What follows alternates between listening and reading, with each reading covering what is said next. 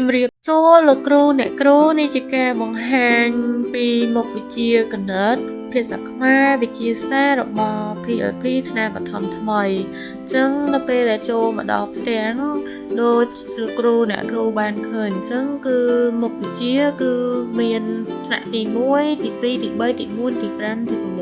អញ្ចឹងមកអញ្ចឹងនៅក្នុងមុខវិជ្ជានីមួយៗនេះគឺយើងអាចជ្រើសរើសដើម្បីចូលទៅអនុវត្តដូចជាមានដូចជាគណិតចាគណិតគឺមានជាច្រើនមានមេរៀននិងសំណួរជាច្រើនបន្ទាប់ពីយើងបានឃើញហើយយើងចុច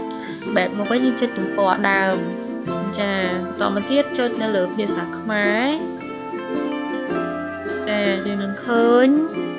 មេរៀនភាសាខ្មែរជាច្រើនផងដែរសម្រាប់ការអនុវត្តនិងការសិក្សាបន្ទាប់មកចុចនៅលើទំព័រដើមដើម្បីត្រឡប់ទៅវិញចានឹងចុចលើវិទ្យាសាស្ត្រម្ដងចានេះគឺជាវិទ្យាសាស្ត្របន្តមកចុចជាទំព័រដើមមកត្រឡប់មកដើមវិញចាអញ្ចឹងគឺការបង្ហាញមានតែប៉ុណ្្នឹងទេនឹងមានវីដេអូជាបន្តបន្ទាប់ទៀតអញ្ចឹងសូមអរគុណលោកគ្រូអ្នកគ្រូដែលបានទស្សនាវីដេអូ